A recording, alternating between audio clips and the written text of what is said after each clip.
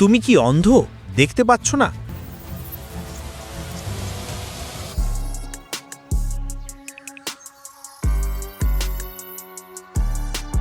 তুমি এই ব্যাপারে থাকো না, নিজের কাজটা দেখো, তাই নাকি? তাহলে শোনো, এটা তোমার বড় ভুল ধারণা। ডেভেন তার কোট ধরল, তাকে তুলে নিয়ে মেয়েটার পায়ে ছুঁড়ে ফেলে দিল। আজ থেকে যদি তুমি কোনো মেয়েকে ছোঁও বা তাকাও পর্যন্ত, আমি তোমার চোখ উপড়ে ফেলব। আমাকে মাফ করে দিন। বাইরের আওয়াজ শুনে মিনিস্টার এবং বিজেন্দার ঘর থেকে বেরিয়ে এলেন। শেষমেশ মিনিস্টারের পিয়ের সঙ্গে এত বড় ঝামেলা করার সাহস কার? কিন্তু কেউ একজন ছিল যে এটা করতে পারত, এবং বিজেন্দার শেখাওয়াত মুগ্ধ হয়ে গেল।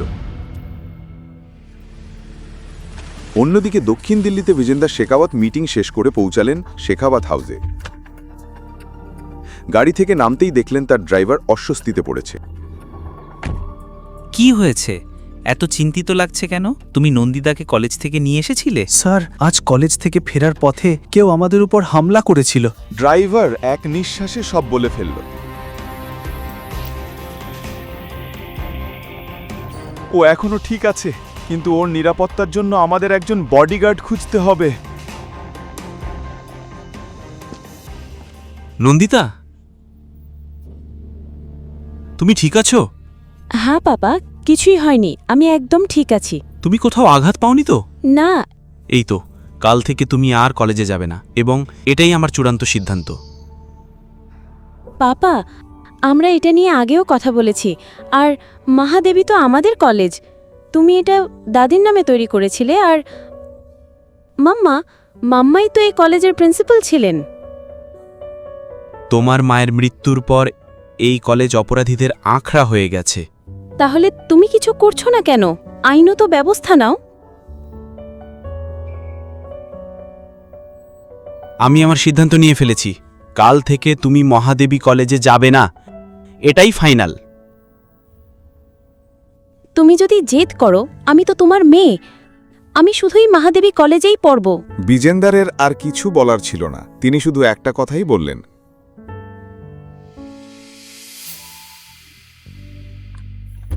পরের সন্ধ্যায় বিজেন্দার পৌঁছালেন দেবেনের ফ্ল্যাটে তার বিশ্বস্ত লোক রাশিদকে সঙ্গে নিয়ে। স্যার, আমরা কেন সেই পাগল দেবেনের সঙ্গে দেখা করতে যাচ্ছি? ওর পুরনো বস তো বলেছিল ও ঝামেলার লোক। তুমি নিজের প্রশ্নের উত্তর নিজেই দিয়ে ফেলেছ। এখন ডেবেনই আমাদের শেষ আশা। কিছুক্ষণের মধ্যে ওরা ডেবেনের ফ্ল্যাটের সামনে পৌঁছে গেল। বলো, ব্যাপারটা কি? তোমাকে একটা কাজ করতে হবে আমাদের জন্য। করব না। তুমি জানো কার সঙ্গে কথা বলছো? তুমি কি প্রধানমন্ত্রী যে আমি চিনব? এমন অনেককে আমি দেখেছি, বুঝলে? দেবেন, তুমি কি আমাদের একটা কাজ করবে? এখন কথা ঠিকঠাক বলছো, তাই না? এভাবে বললে শুনব, না হলে আমার পুরনো বসের মতো আমি নিজেও বুঝতে পারবো না কখন পদত্যাগ করে বসবো। ভেতরে এসো, বসো, আর বলো কাজটা কি।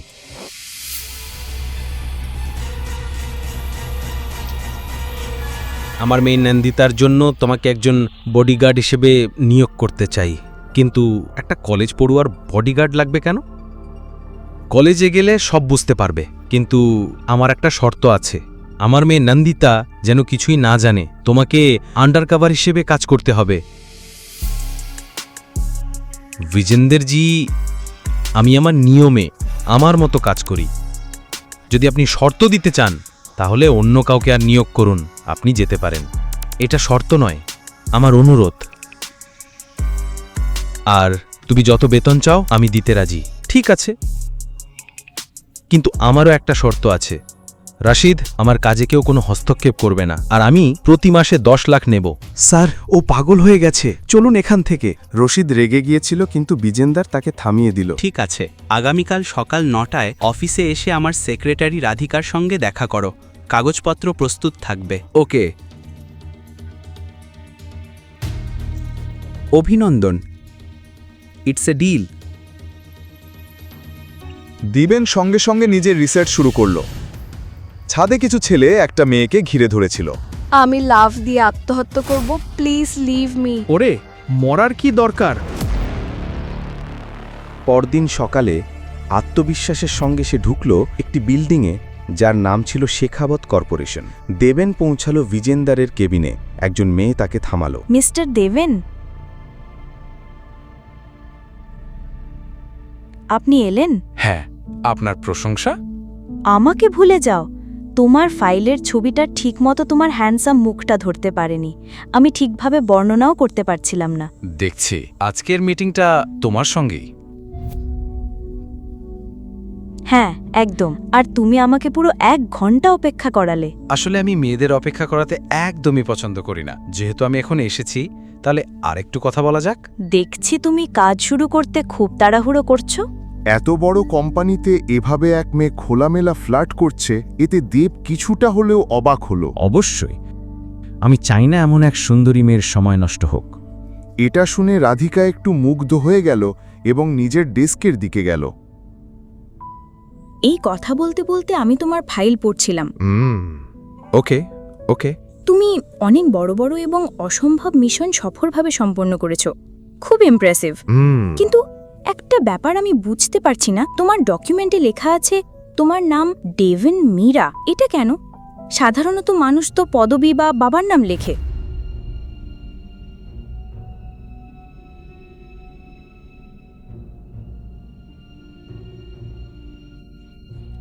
আসলে দেবেন সম্পর্কে সব কিছুই স্পেশাল, আর আমি মনে করি তুমি আমাকে একটু বেশি পছন্দ করতে শুরু করেছো। যখন কেউ স্পেশাল হয় তখন তো পছন্দ হবেই। সত্যি? তবে যদি আমার নাম ছাড়া অন্য কোনো প্রশ্ন থাকে, জিজ্ঞেস করতে পারো। সাবধান দেবেনজি, ক্লায়েন্টের সেক্রেটারির সঙ্গে ফ্ল্যাট করলে খরচা পড়তে পারে। তুমি তো আমার ফাইল দেখেছো, তাই না? দেবেন কোনো সহজ কাজ পছন্দ করে না। তোমার ফাইল আমি দেখেছি। এখন তুমি এই কাজের ফাইলটা দেখো। এই কথা বলে রাধিকা হেসে দেবের সামনে একটা ফাইল রাখল। এর মধ্যে সব ডিটেইলস আছে, নন্দিতার ছবি এবং তোমার অ্যাডমিশন লেটারও। ভালো করে পড়ে নুও। ঠিক আছে, এখন যাচ্ছি। কিন্তু একটা কথা মনে রেখো, আমার টাকা যেন সময় মতো আমার অ্যাকাউন্টে জমা পড়ে।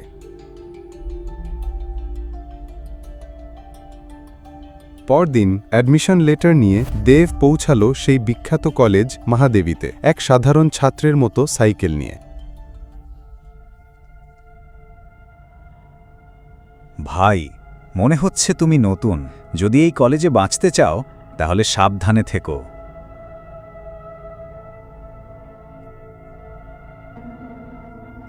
আমার কথা শোনো আর এখান থেকে ফিরে যাও। এই কলেজ গরিব ছেলেদের জন্য নয়।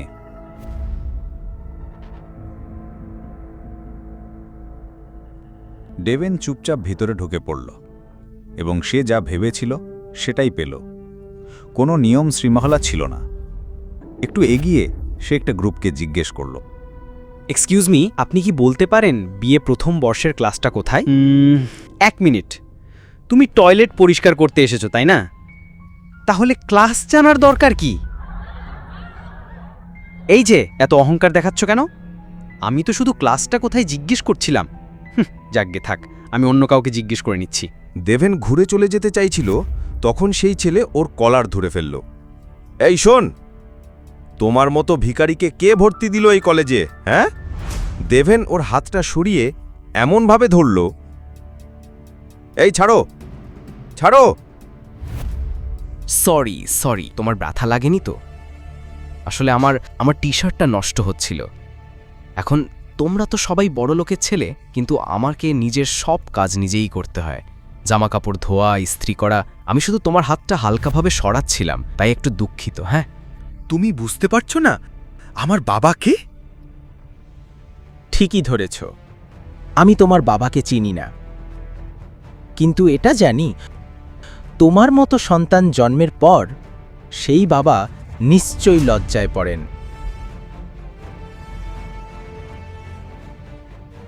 বাইরে যেমন দেখাচ্ছিল, ভেতরে দেব যে ক্লাসটা জিজ্ঞেস করছিল তেমন কিছুই ছিল না। অর্ধেকের বেশি বেঞ্চ খালি, আর যারা ছিল তারা যেন বাগানে বসে আছে এমন ভঙ্গিতে। সুপ্রভাত স্টুডেন্টস। আস্থানার খাঁটি বাংলা শুনে সবাই চমকে গেল। তিনি খাঁটি বাংলাতে কথা বলতে খুব পছন্দ করতেন। তোমরা ভাবছ নিশ্চয়ই আমি এখানে কেন এসেছি, তাই তো? আমি তোমাদের একজন বিশেষ ছাত্রের কথা বলতে এসেছি। আমি তাকে তোমাদের সঙ্গেই পরিচয় করিয়ে দিতে চাই। হ্যাঁ, ছেলে দেভেন। এসো বেটা, এসো এসো দেভেন। কে ওর সঙ্গে নিজের জায়গা ভাগ করে নিতে চাও স্টুডেন্ট দেভেনের সঙ্গে?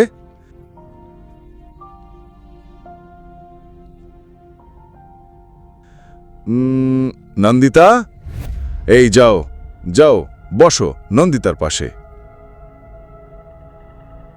নন্দিতার ওর নাম শুনে ওর মুখ ফ্যাকাশে হয়ে গেল। শিখতে থাকো ছাত্রছাত্রীরা। সুপ্রভাত মিস শেখাওয়াত। এক মিনিট, প্রিন্সিপাল আস্থানা তো শুধু আমার নাম বলেছিলেন, তুমি আমার পদবি কি করে জানলে?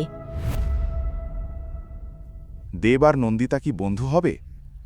পুরো গল্প জানতে এখনই পকেট এফএম অ্যাপ ডাউনলোড করুন। লিঙ্কটি ডেসক্রিপশনে রয়েছে।